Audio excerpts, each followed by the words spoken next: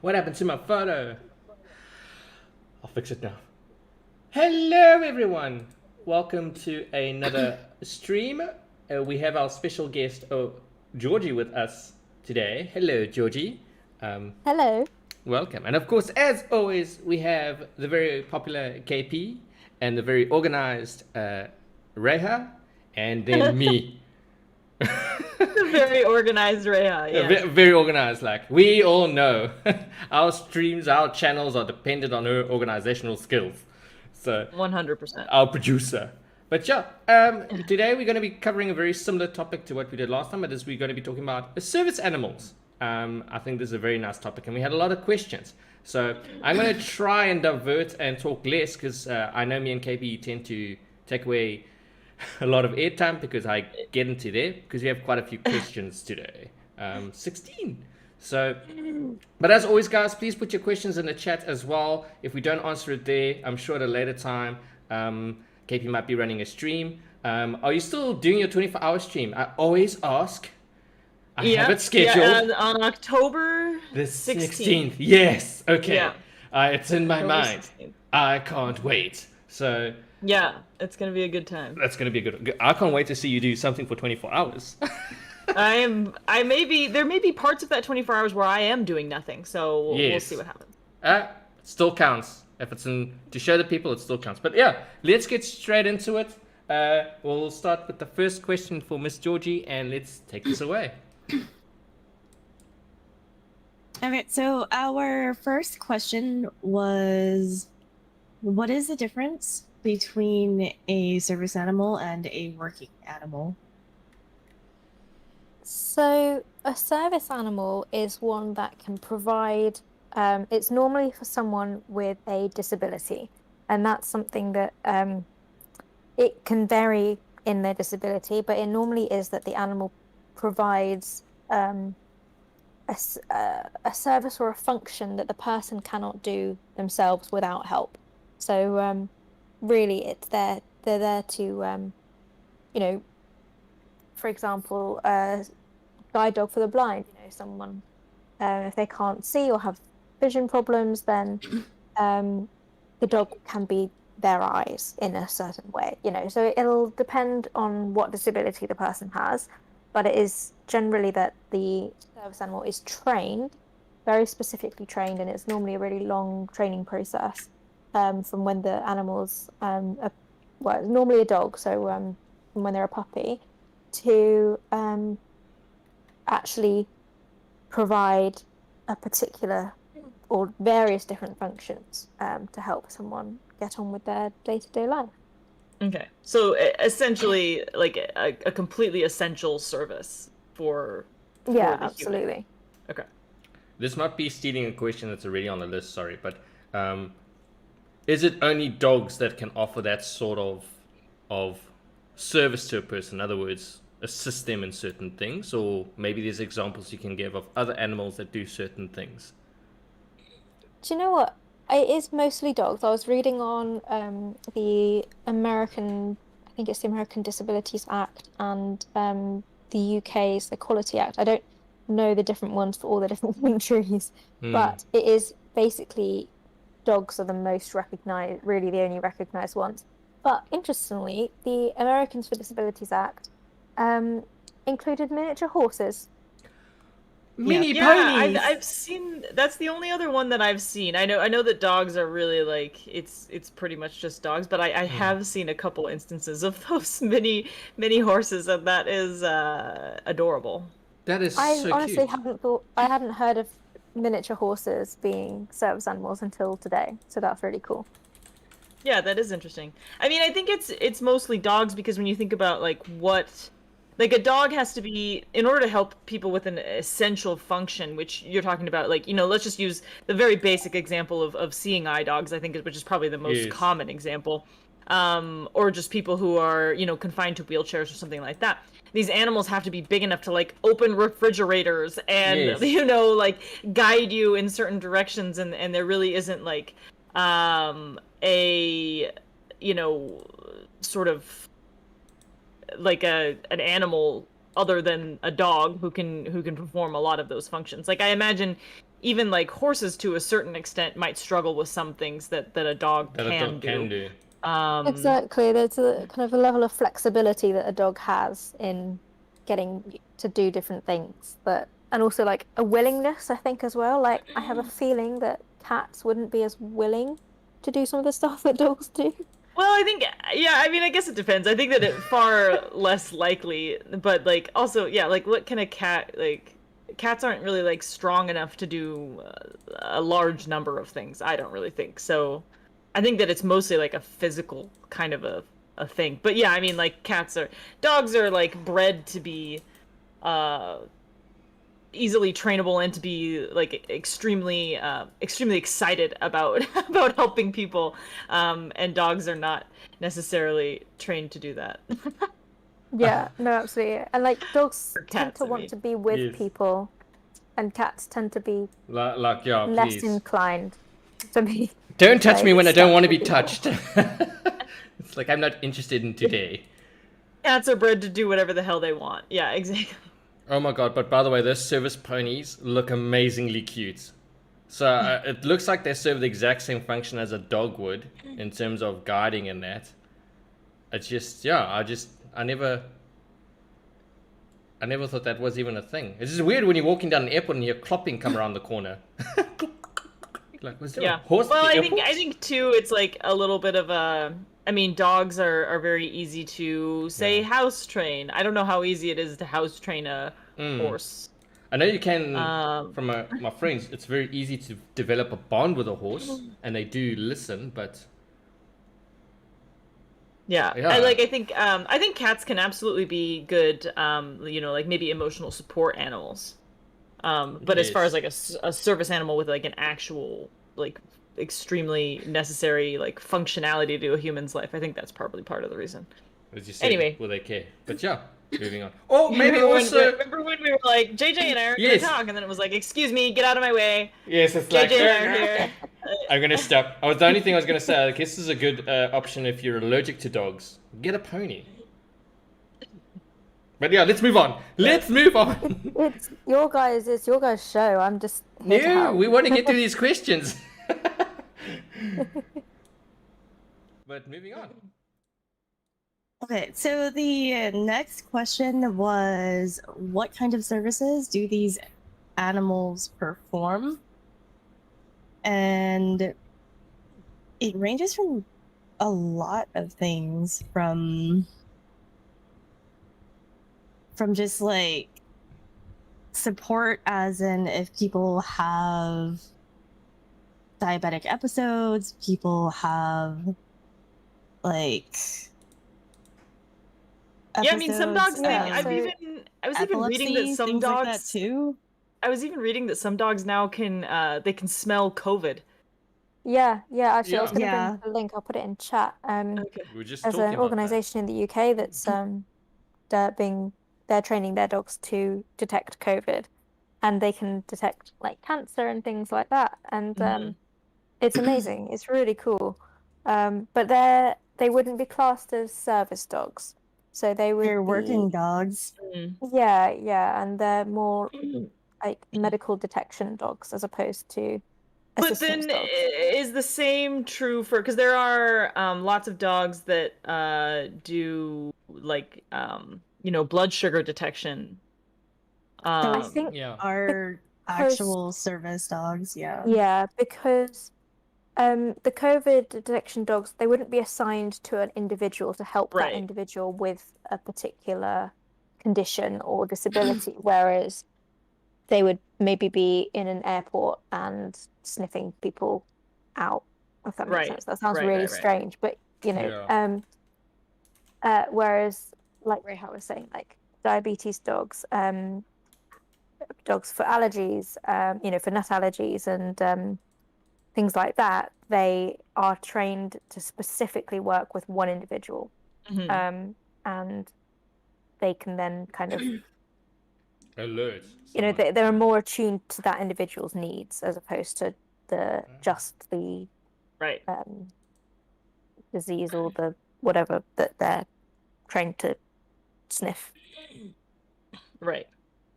I just think that some of that stuff is so incredible. Like, detecting like skin cancer and blood sugar. Like you can smell when somebody's blood sugar changes like from the normal. Like Yeah. it's just incredible what these dogs are doing. It's But it- amazing. And what's really cool as well is that they can, and with a lot of the kind of medical conditions that can be kind of changeable and unpredictable, is that they can actually warn their their person ahead of an episode coming. Yeah. So as opposed to just dealing with the kind After of effects. the consequences of it, and Uh-huh. say the after effects, it's like, sorry for any banging around, by the way. It's they can warn them. They can kind of just say, nudge them or bark at them and Oh, you kind of need to go, get no, home or look, something, you yeah. don't know this yet, but you're about 15 minutes away or 5 minutes away from passing out or from, whatever it is that their symptoms include, which I think is life-changing, genuinely life-changing for people. It's pretty amazing. We did learn. We learned this morning, looking at it, that there are actually 2 different types of service animals for diabetes. Okay. 2. Okay. Which one detects your behavior when you're having a Ah. low sugar episode, and the other is more in tuned to the person's actual blood chemistry to Okay. detect when something is happening.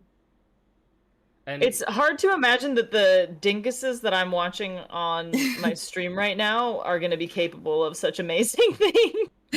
and those dogs can't do both. Like, have a service dog that can, like, I'm going to detect your sugar level and I'm going to detect the other thing as well. I mean, 2 types of service dogs. I guess one's preventative and one's, Reactive. reactive. Yeah, that's it. Just an So excuse to get another hopefully, if you dog. have the Cool. preventative, hopefully you wouldn't need the reactive, but it Yeah. might be more expensive or harder to get a preventative dog because it's more training, more expensive than a reactive dog potentially. I don't know. I can't. I do can't say think for though sure. that some of these or most of these dogs, like especially if you've got seizure dogs or like we're saying like diabetic episode dogs, I think that they are not only trained to like detect when something is going to happen, but also know what to do if the situation escalates to the point where it has become an actual full on episode. I think that they have the ability to like in a lot of cases get help or Yeah, actually, there's I saw a video recently where if and some like information where if a dog in a service jacket comes up to you, don't just walk away, follow them because that Yes. often means that their person is down and they need help. yeah. Yes. So like, The don't just other- kind of ignore them and be like, oh hey, Yeah. cute. Oh, Be The other like, thing- go. oh okay. The other thing to remember that is like pretty faux pas is like don't, but if a service dog is obviously like working and like with their person or with their trainer or whatever, you don't pet them. Yeah, You're not to Yes. pet the dogs. Very hard to resist, but important. My dad is the type of person who want to give them a biscuit, and it's like that's actually so bad to do that with other animals. Like, stop Yeah. giving strange animals biscuits just because they look cute. They train for certain things. Yeah. I would like Anyway, a service okay, dog that cool. can detect migraines, please. That'll be awesome. I'll get one tomorrow. I'm sure they have that. Yeah. I could guarantee you they have that. But does that not show how we ignore our own pheromones and bodily alerts? It's like we're the only animal. Yeah, that I don't can't know. detect these things. It's hard though because dogs are like on a different plane. Like their senses are just completely different. Like oh no, I think this dog is having an accident. Oh no. Yep. I didn't know what you about. It sounds funny. Good work. So yeah, I mean like it's hard because they're completely different. Like they're just like we don't have that kind of like sense of smell and everything. And plus you can never really smell yourself, or at least not in the same way that Oh, I know I that don't when I'm on a bus. It's like, do you smell yourself? But I do know that I was just saying earlier, there is like a different sort of sweat smell when you're sick versus when you're hot outside. It's like different and it is detectable, but we just ignore it. It's like Yeah. it's a total silly thing. Someone very asked if we can quickly cover it. Are emotional dogs considered service animals? Or emotional support animals considered service No. animals? No, No. yeah. They don't. I mean, interesting actually. Even some service dogs don't actually, in different countries, don't have like accreditation, but us in yeah, emotional support animals don't, for sure. It's more like, I mean, I'm not entirely sure where they get their kind of You can how get. it's determined. I could go online and get one right now for my ferrets. That's part of the Yeah, problem is that there's not as it's a strict accreditation Make everything. process, and it's hard too because not to say that like emotional support animals do like a lot of times serve really important purposes. It's the people Oh, that are yeah. like abusing the Yeah, the just to emotional take an support animal animal onto the system train or yeah. that is a bit of a problem because it is very very easy to get that because a lot of times too emotional support and stuff like that it's such a subjective thing. I think that's part of the reason why is yeah, it's, it does make it difficult. you yeah. have an actual physical disability, everybody can recognize that, but if you're having emotional issues, it's a little bit of a It's interesting as well where you say like the physical disabilities, like Mm. some of the medical conditions that some service dogs actually do, what their role is. Some of those conditions are invisible conditions, and but these dogs are. I feel like for some people, different people will feel differently about it, but some people who may not normally get their condition recognized by people as a legitimate condition that is debilitating and whatnot. yeah. But I by mean, having a service dog there, people kind of go, oh, actually, no, we do need to respect that you've got this thing and it's not this sort of, it's a real thing and you do need support for it. Yes. yeah. I mean, I think in general, all of those, it's better to just like not judge people and just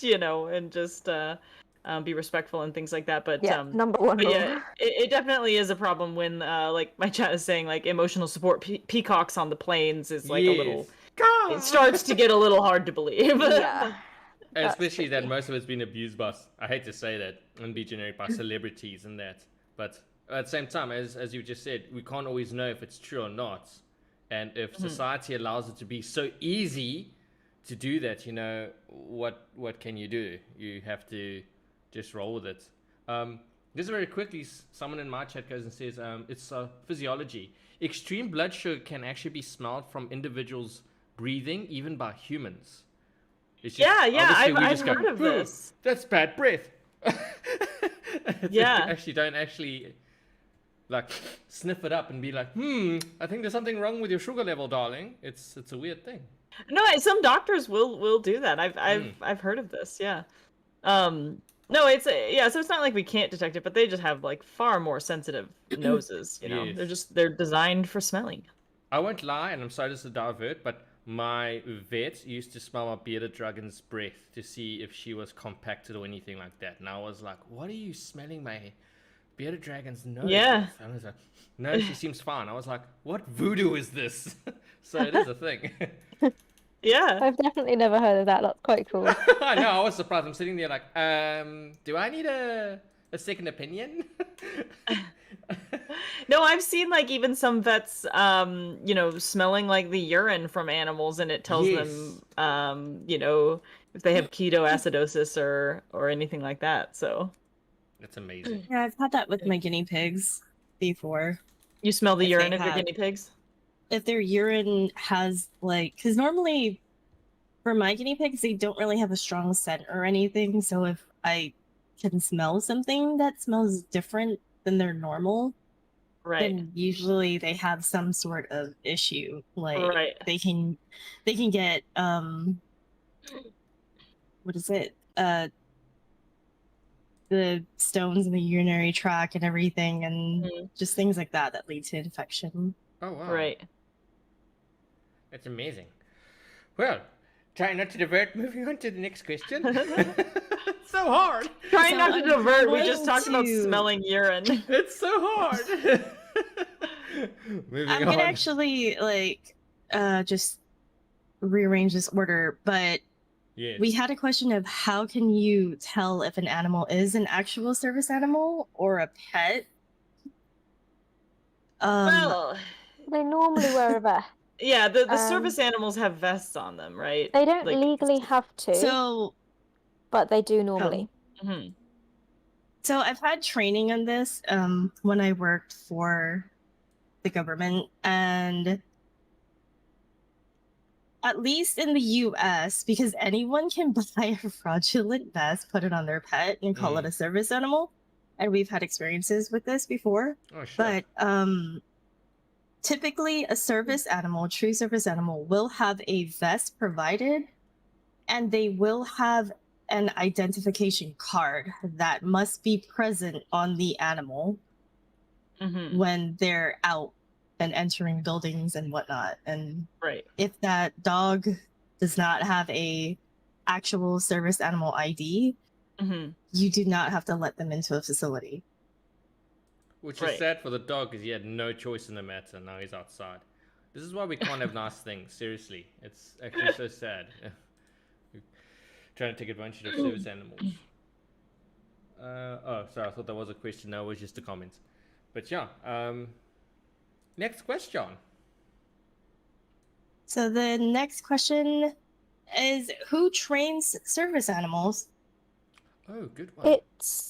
I think it's normally the different kind of the different functions have different organizations. So you've got guide dogs for the blind, and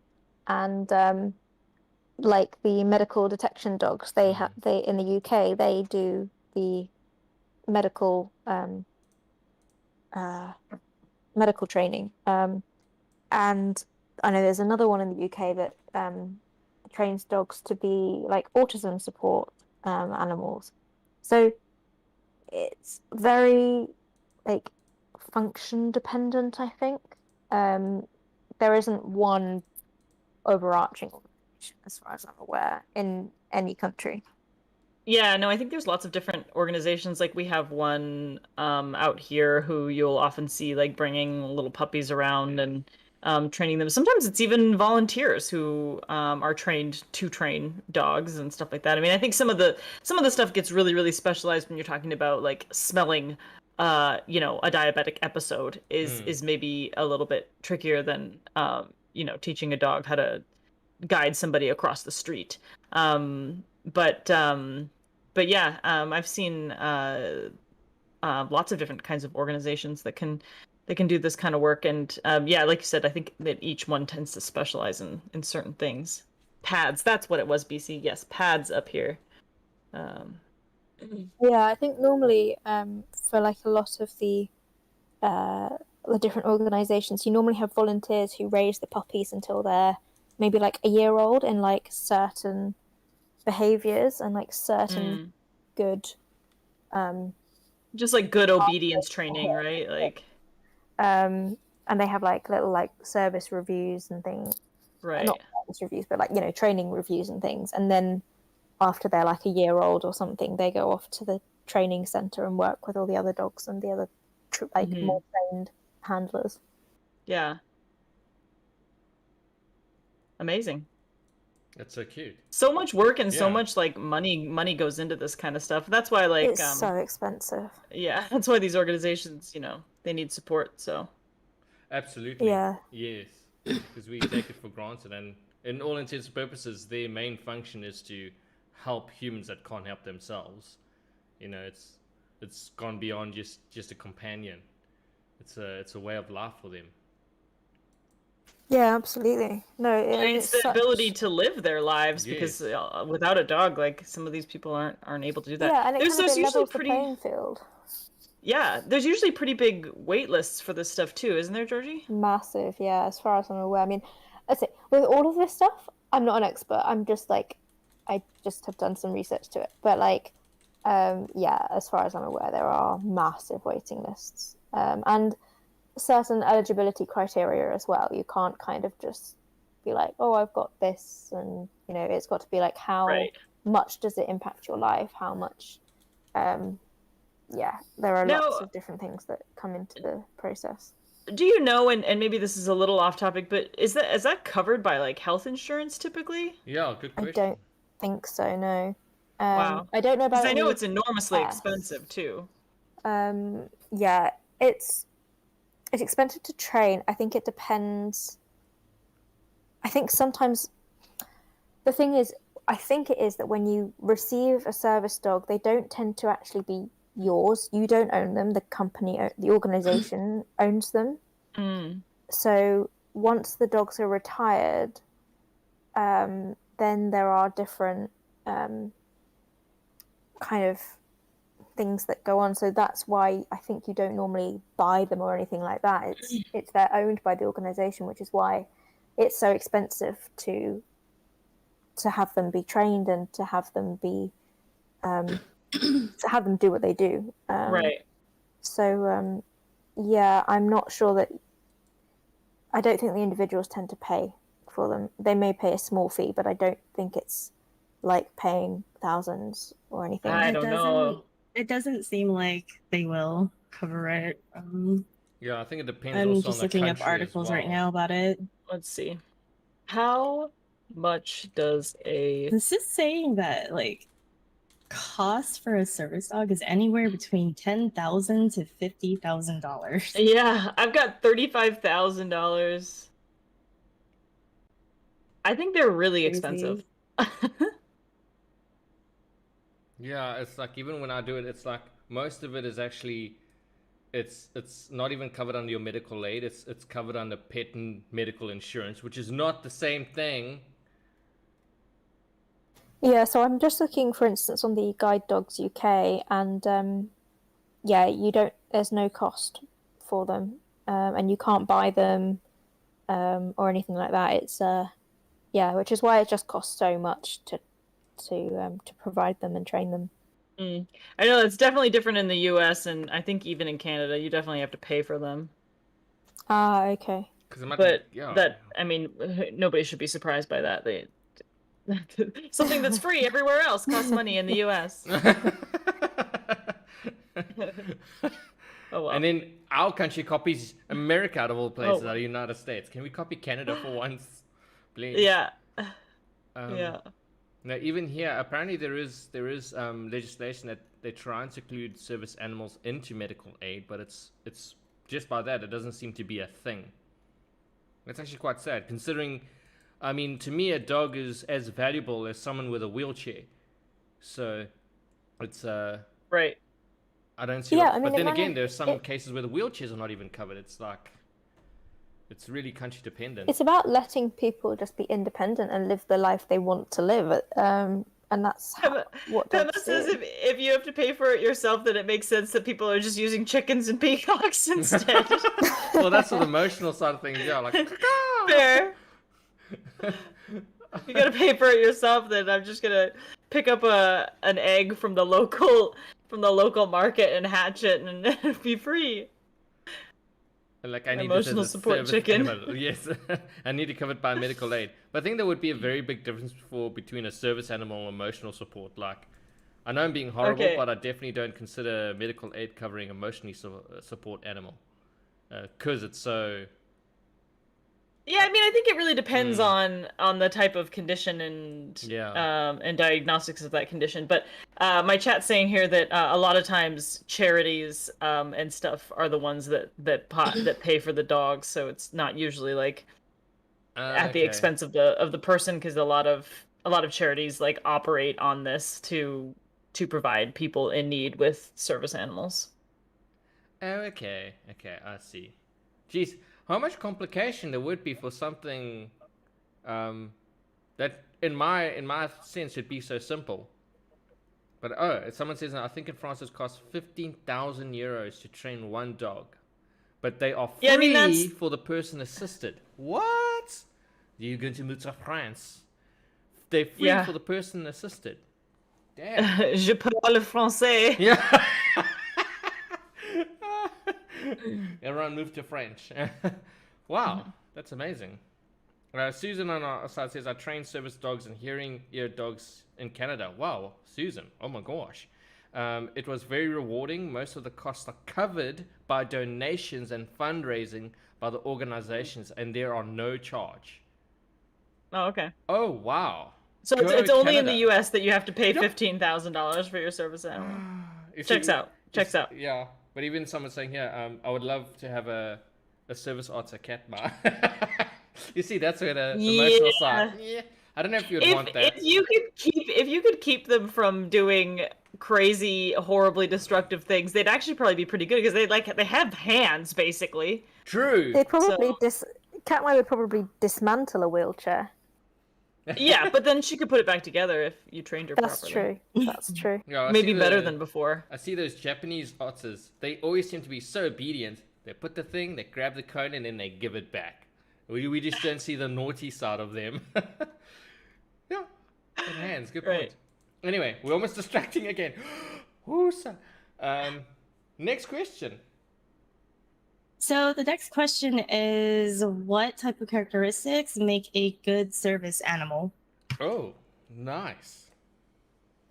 I mean, I think a lot of things like, because some animals do get refused out of the program. Correct me if I'm wrong. Yeah, they Really? kind of get. Yeah, I mean, some of my knowledge is coming from like having watched programs. I say I don't know in depth about it, but yeah, some do get kind of phased out at different stages of training, based on. I think a lot of the time as well, it can be distractibility. You know, particularly for dogs who need to be kind of. Well, I guess all service dogs really will be walking around streets and around cars, and it's like, well, if they spot a pigeon and run off, then Yeah, it's like we've I've got an issue. a good example of this is because we get service dogs who come through the aquarium, right? And there is nothing that tests a dog more than if you just have penguins walking around, like just walking around in front of the dog. Brilliant. And I did have to, like, somebody was like, "Oh, there's a dog over there. We may want to pick up Hope," and I was like, "It's a service dog. He's trained for this. This is like his thing." Yes. And he was attached to the wheelchair of some guy, my his obvious owner, and he saw that penguin and he took off and nearly flipped over this guy's wheelchair. Oh my god. Going after a penguin. So there are limits, but yeah, I can see how, like, you really have to. I mean, to be Test fair, the these poor dogs. dog wouldn't have been trained to not go after a penguin. That's Like, the that is a ultimate rare test, thing. right? The ultimate test. So yeah, I mean, like, I think like patience and calmness, like an infallible focus and calmness is Exactly. is what they're Like, looking you have for. to avoid distractions at all point. But it's true. I wouldn't Yeah. see them like, and now we're gonna take out the toy penguin because this does happen. Yeah. Oh my gosh, that's so cute. And also, yeah. But I had a question suddenly left my mind, so please carry on. It actually just left my brain immediately as I was about to ask it. Of course. So yeah, I mean, in terms of like other characteristics, I say because I haven't trained any, I can't really tell you. But I do remember seeing something about it being distractibility and just sort of how easy they are to train and how kind of malleable they are in their training. I think, yeah, that willingness to actually train as opposed to kind of prefer just lying on the floor not doing much. Right. Still don't remember questions. So next Okay. question. Our next question is, can a person have more than one service animal? Oh. I think yes, as far as I could see on, I think the ADA again, there was something about people being allowed more than one. I don't think it would happen that often because I think it would be quite a complicated thing to achieve because obviously you have got, you know, it would be depending on different needs and things like that. But the more dogs you have, again, that's going to be more difficult to kind of coordinate. So I think it would probably be 2 maximum just based on, but I don't know. I'm just speculating. I think sometimes, like, if people have extremely specialized, like, a lot of times these dogs are trained, not a lot of times, like 100% of the time.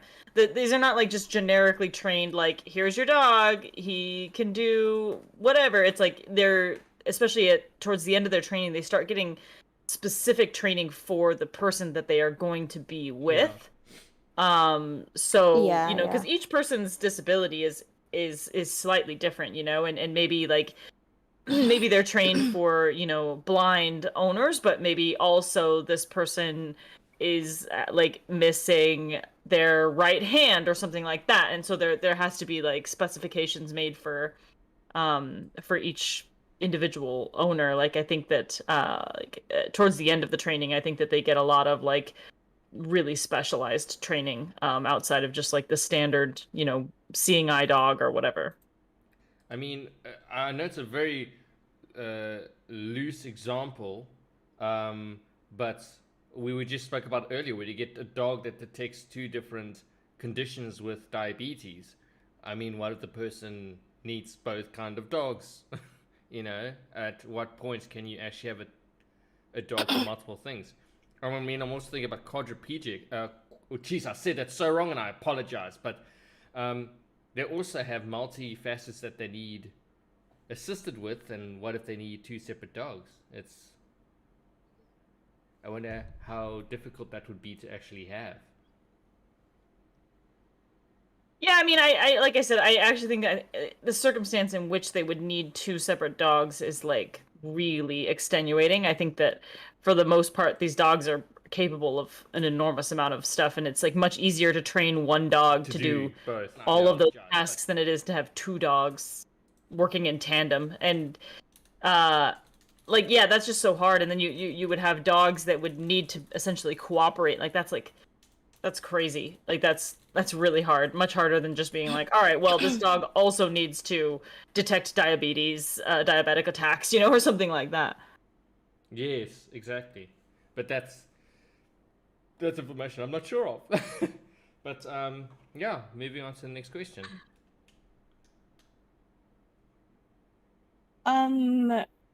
I looked up what kind of requirements they require for service animals to qualify, like legally qualify.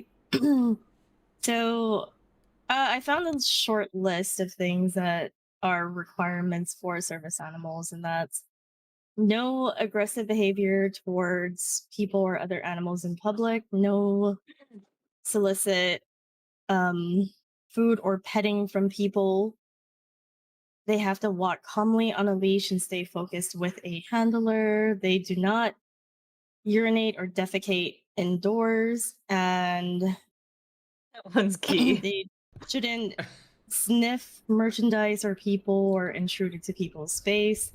And they should not vocalize or bark in public places. Right. That is a lot for a dog to not follow his instinct. I mean, what are the chances 1 out of 10 of those things would actually happen? But that would be a No, very I mean, obedient yeah, dog.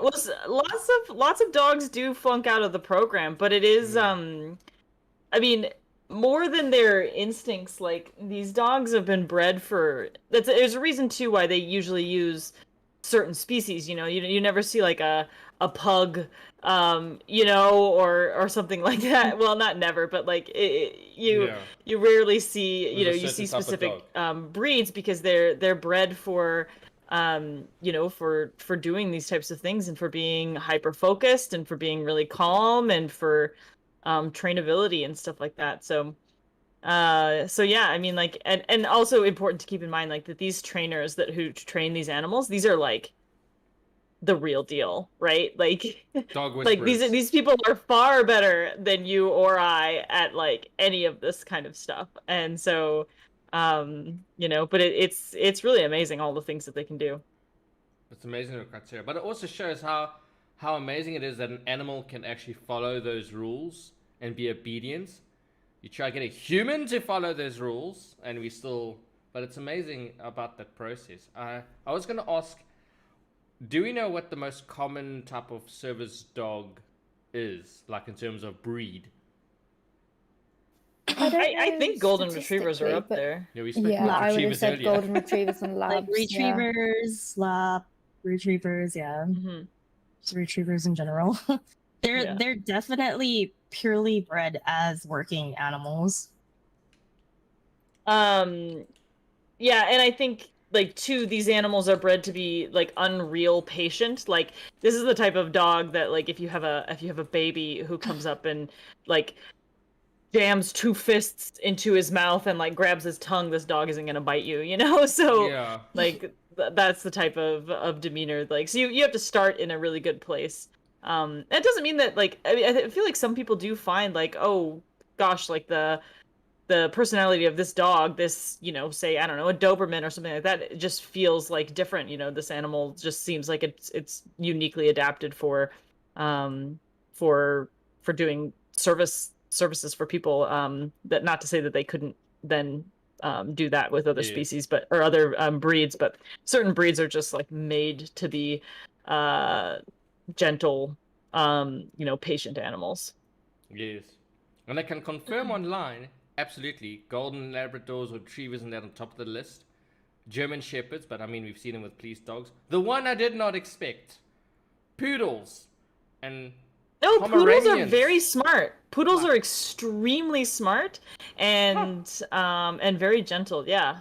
And Bernese Mountain Dog is somewhere down the list as well. And Collies, of course, sheepdogs. Well, I think Burmese mountain dogs too are often used in like search and rescue and stuff like that. Yes, Very you're hardy correct. species. So Yeah, so, but obviously, yeah, I did expect at least a German Shepherd somewhere in the list, considering they're in most of our police forces as well.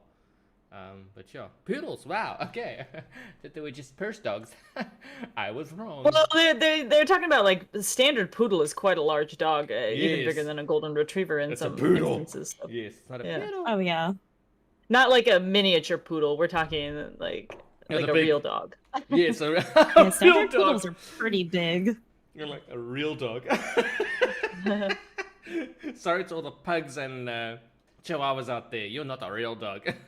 That's so Well, I mean, they're not, but they're great. They're just not, you know, Yes. they're not the doggiest of dogs. You know what I mean? Yes.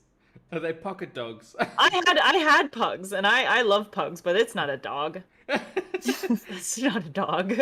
You wouldn't have it as a watchdog, like, now protect the home, just bark and chew no, his no, no, no, ankles. it's basically like a living stuffed animal that for snuggle time. Like that's what a pug is. Yeah, a Yes. potato. Potato. But it is true, one of my chats said I've Oh never my gosh, met a they're vicious- falling asleep on the slide. I can't. Oh, you're Okay, watching the sorry. lab stream. I But am. Someone says I've never met a vicious Labrador yet. Same here. Actually, I mean, I'm sure that it has happened, but Yes, but it's yes, just like very there are uncommon. there are outliers, but yeah, I mean that's the reason that they choose them. They're every they're Labrador the best for it. I've been, and there's been like 6 in my life that are memorable. Even my landlords have one. They all have one thing in common. They all love to somehow swim eventually, and if you jump into the pool, they will lose their minds to try save you. It is the weirdest Yeah. thing, and it's the funniest thing to watch as well. They will bark, and eventually they will do that. I'm gonna jump in the water. Although their saving techniques have as much to be desired that I've tested once, because they get their paws all over you and they try to bite your arm. It's so weird. But yeah, Yeah. Labradors are... Yeah, I've never met a vicious Labrador. Dissing the Anyway. pugs. Moving on. Sorry to all the pug owners on stream. That's not... As KP No, said, I she's love owned pugs. a I pug. love pugs. They're just not. They're yeah. It's just a different type of. Yes. I love pugs. They discount... In fact, they discount pugs dogs. suit my style more than other dogs. Like you don't even have to do any exercise. Like pug is like exactly. I would be a pug if I was a dog. And then someone in the channel says my dog was a poodle and he always knew when someone was sick at home. Yeah, that's what Aw. we just spoke about. It's like, I'm sure they can detect that, like, okay, someone's not right here. They're very smart. But yeah, the next question. The next question was, can a restaurant or theater request that a person with a service animal sit towards the back? I am back, And and oh, I don't welcome think back. so. And the answer was no. no. Yeah. Basically, no. I'd found some. So there wasn't a section on the ADA. It said So this is a quote. It says, under the ADA, state and local governments, businesses and non-profit organisations that serve the public generally must allow service animals to accompany people with disabilities in all areas of the facility where the public is allowed to go. And Yeah, then I it mean, says, this is also just a question of like being like ableist and telling people with disabilities that you can't tell people with disabilities that they have to sit certain places. Like when yeah, you really when exactly. you stop and think about that, like forget about the dog part of that. Like this dog is more well behaved than your child anyway, so don't even worry about it. Like it's like yeah, like think about what you're really saying is that the people with disabilities have to sit in the back. That's ridiculous. Yes. That's it. Yeah, I mean, so it said as well, it said allergies and fear of dogs are not valid reasons for denying access or refusing service to people using service animals. When a person who is allergic to dog dander and a person who uses service animal must spend time in the same room or facility, for example, in a school classroom or at a homeless shelter, they both should be accommodated by assigning them, if possible, to different locations within the room or different rooms in the facility. Right. Yeah. But it also I mean, says that they can't be isolated from other patrons. So I think it's very context dependent, but basically no. yeah. I mean, yeah, it's just a matter of like this dog is literally designed to allow these people to have a life, Yes. to lead a normal life, and like yeah, and it's unfortunate when it kind of walks that line with like people who have like severe dog allergies and stuff like that. But I think that those cases are few and far between, or at least they seem to be. Maybe Libero knows more than I do because she's recently worked in the food industry, but I don't really see like a lot of these types of conflicts coming up. Yeah. Because I mean, at the same time, I know it's not a bit, but I've known people that are allergic to felt. So what if someone walks in with like felt jacket, or were they going to relocate? You know, it's one of the things like that. We're trying to accommodate small human. I don't want to say trivial matters. That's very harsh because having allergy is very serious. But I mean, like having to have an animal totally isolated in that because you possibly uncomfortable, or to me it's like antihistamine, or just move them to a different section of the restaurant. It seems very strange that would ever be an issue. But lucky enough, Well, I mean, some people's allergies are serious. way more severe Yeah. than an Absolutely. antihistamine can handle. But yeah, it's like the amount of times that I feel like this would become an issue, and like you said too, if you can just, oh yeah, we're gonna have to place you over here. Is that okay? Yeah. Simply because of like this allergy. I feel like too, if you provide like some kind of reasoning, like or even like, you know, the person with the allergies walks in later and you're like, sorry, is it okay if you sit over here because that's going to be, you know, put you far enough away from the allergy Yes. issue. But yeah, no, of course you can't turn people away and make them sit in the back because of their disability, which is essentially what you're saying, you know. It's like a mask for saying that. It's like saying that it's because of the dog, but it's really about the disability. So. Absolutely. But Anyway. Next question. Okay, so now we're switching over from actual service dogs into emotional support animals. And the question is, why is an emotional support animal not a pet? Although people have pets that are their emotional support animals. So it's a little strange for that, but at least emotional support animals we do know are not actual service animals. Yeah, I think emotional support animals are pets, or do at least I think the start line is a as little pets. more blurred there. Yeah. Yeah, I'm not sure that there is an enormous. Because I think there's not as much of a distinction. Yeah, I think that sometimes, you know, these people are like, you have a severely you know, emotionally challenged maybe kid or something like that, and you get them a dog that and sometimes you do buy them like or get these pets but you know, get them as they are specifically not trained, because they're, again, I don't think for the most part they're usually like super trained, but are designed for this kind of thing. Like I've been, are good for this kind of thing. It's a little bit different with PTSD. Yeah. There are dogs that are trained to deal with like PTSD and stuff like that. But so yeah, it's just a fuzzy thing, and that's part of the problem, is that like, because you can, like I said, I could file to have my ferrets listed as emotional support animals, which is funny because they're like exactly the opposite of emotional support animals. Like I feel like I'm their emotional support human, but yeah, except for Mac. But yeah, there's not, I don't think, to get that distinction, there is not training required, I feel like, is maybe the difference. Like obviously to be a service animal, there's extensive amount of training, but to be a emotional support animal, the training is not necessarily required to gain that certification or distinction. Yeah, as far as I'm aware, there isn't any training for an emotional support animal. It's different when it's a therapy animal. Again, that's another distinction, because that falls under the animal assisted interventions kind of umbrella, where that therapy animals in that sense they're used in particular contexts and normally under the supervision of a professional in whichever situation you are. So if it's like a therapy session, it would be like a qualified psychologist, and it would be under their supervision and things like that. So again, it's that slightly different distinction. Yeah, and again, I think we're being really, really careful, because there are absolutely valid needs for emotional support animals, and those guys can be incredibly helpful in a lot of different circumstances. But the unfortunate reality is, because of its lack of like sort of regulation, is that it is also an abused privilege a lot, I think. So we're not saying that there isn't valid uses for emotional support animals, just that sometimes people are abusing this idea. Where does it cross the line in terms of an emotional animal, service animal, even therapy, where a person has actually been diagnosed with a proper emotional disability or emotional a word leave my mind. A lot of words are leaving my mind today. My gosh. But I mean, you have to actually have an actual emotional condition.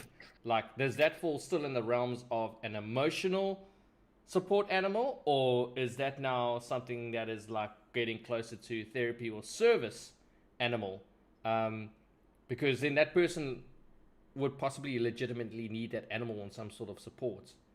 I don't know where that line would be crossed, because I mean, the emotional animal sounds like anyone can get emotional animal. I can get it because I need this because it makes me feel better, even if that I'm not diagnosed with anything.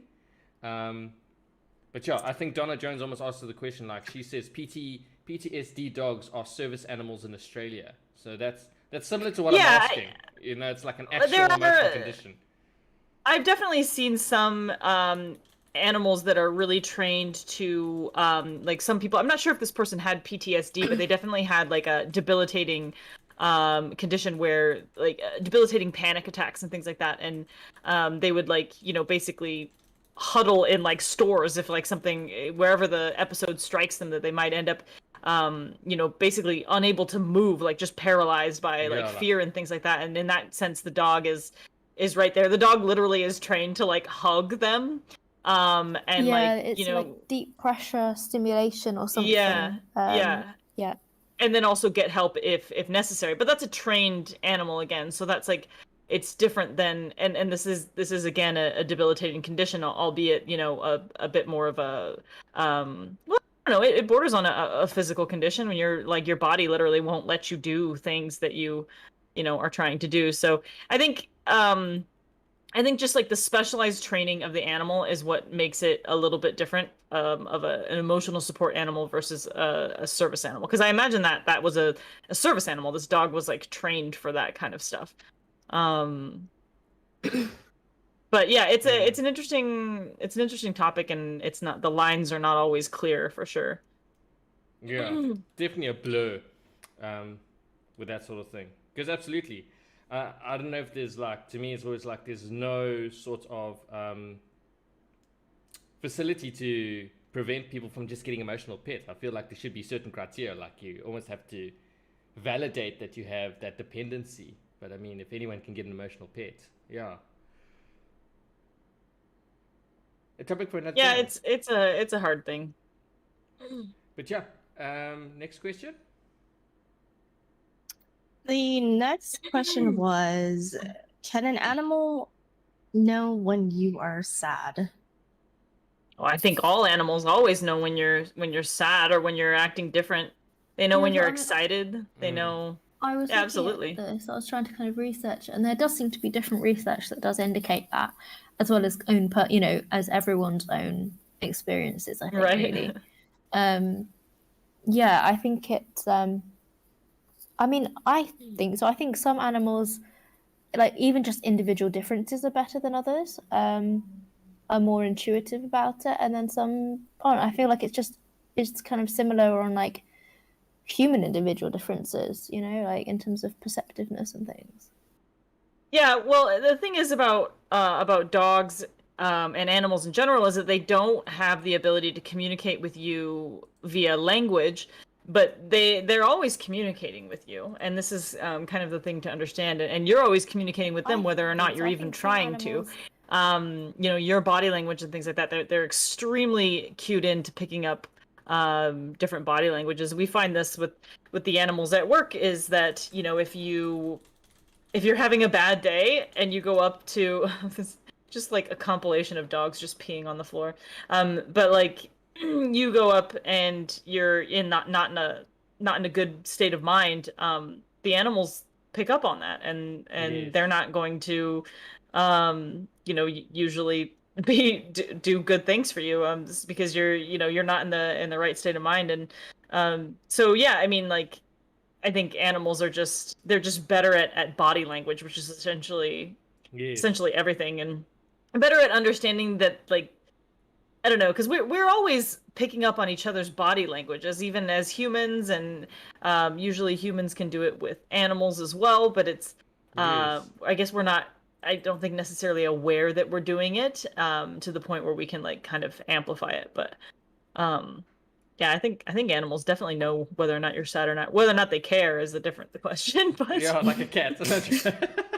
I think it's going to the same thing that humans already perceive that an animal wouldn't be intelligent enough to detect those sort of things. Yet, in most cases, we've shown with all our AMAs, there are a lot of animals that are actually more intelligent than us. It's just that they're not able to put on pants every morning because they don't need to. It's yeah, and I'm not really sure too if it's like completely a question of intelligence, Yeah. because it's just like reading body language is pretty basic. Like yes. it's pretty that's pretty standard issue mammal is like reading body languages. It becomes a little bit more difficult when you look at animals like dolphins and things like that I think it's harder to pick up on some of those things in some ways, because their bodies are so different. But yeah, I mean, I think that's pretty standard issue.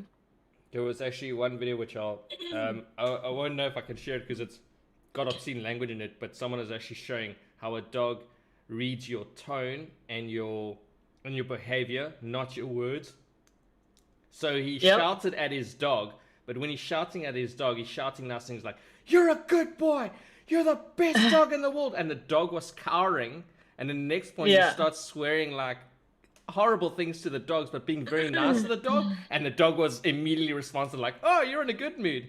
But he showed it's about how you act and your tone, and as you said, body language. That they're able to feel it. Definitely, that's true. But I mean, yeah, I mean, we've seen a lot of examples with that. I'm sure. I was saying to Ray, I'm sure her dog is one of those dogs that immediately will pick up emotion. He seems very smart. He's very reactive. He's very reactive to things. He needs his own show. We've had Taco and I have had arguments, and Ikaiko would put himself between us to calm us down. And like, you can't even argue anymore. Yeah. No, and he knows it too. He's like, let's put a stop to this. Watch these puppy dog eyes. Like my herd is fighting. Please stop. That's so cute. But yeah. How many questions do we have left? Just as a quality check. We only have one left. It's just no, we are asking, done. can an emotional support animal tell if you are crying? Well, I think that that's just the body language thing, Yeah. right? Whether or not they're going to go, "Oh, this is crying," like that's a different question. But to know, like, "Oh, hey, this is," because you can cry for different reasons. I'm a laugh crier. Like I cry almost immediately if you get me like laughing even remotely hard. Obviously, that type of crying is a different type of cry than a sad cry, Yes. right? So or like I also like my tear ducts run like crazy if I have like a big yawn, you know? So Reha, shut up. Reha says I'm also a drunk crier. Only sometimes. So Everyone's gonna so start yeah, I claiming mean, I wine. think that that just goes right back into the body language question, and I think that animals in general are just way better at understanding body language than humans, and crying and sadness is a part of that. But yeah, I mean, like for them, they don't even have like dogs can't cry, right? So Yes. for them they're picking up on far more than just the tears coming out of your eyes, you know. And when we look at people, like that's how we know they're sad, because they're crying. But I guarantee you, if you wiped away all the tears, Yes. you would still recognize that was a sad person. You're just not thinking about it. You're not thinking about all the ways that you're constantly reading body language, but you really are. But that is actually very true, because my ex roommate's dog, it was the cutest thing. She used to tell me how the dog used to always, every time she cried, used to try pull her outside and go crazy and lick the face and try pull outside. But there's a point to that. But when she tried to show me with fake crying, the dog wouldn't do that until they actually recorded. I said, the next time it happens, please record, and they eventually did. And the reason the dog was trying to take her outside is because that's where the dog went every time there was a lightning storm or that. They had a built-in kennel with a, basically he was trying to drag her to the kennel to say, come lie down, you'll feel better here. Every single time she cried. And apparently did it with the mother and the father and the two brothers as well. Anytime they cried, Wow. immediately this dog would run in and try to drag them outside. It's like, It's funny. You need comfort. So it definitely notices the difference. I really think that's a thing. But yeah, as you said, it has to be a real emotion. It's, I don't know, maybe we smell different again with emotions with our body language. Like we smell different when we cry. Maybe it's a thing. We don't know. Dogs have very, very sharp sense of smells. But yeah. Hey, we made good time, people. We did divert a little bit, but we made good time. We were within the hour. I'm proud of us.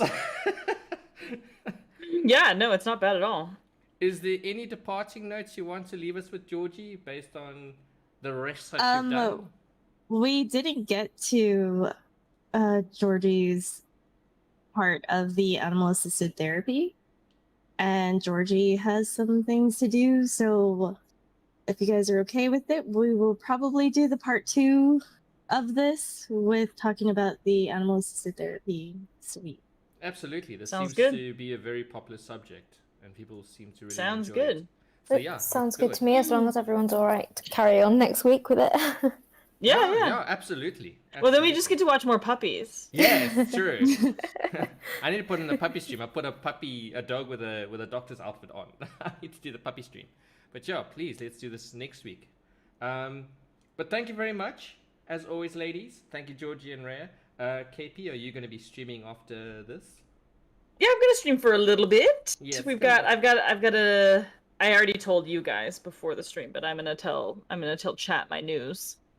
Oh, okay. And yeah, and then I think we're gonna hang out, maybe do some geoguessing and just Stream Raiders for sure. Let me get that loaded up. Oh yeah, You know the deal. I finally bit the bullets after you telling me about that. We have to keep on time now so KP can get her Stream Raiders. Yes. I did get the affiliate thing. I just gotta get it set up, so Yeah. we'll start getting our. I hope that the emotes are changed into little characters. It's gonna be funny. But Anyway. yeah. But guys, don't leave my side as yet. I will chase you over to KP's just now.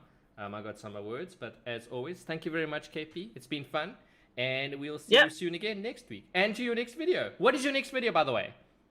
Oh, we're gonna be doing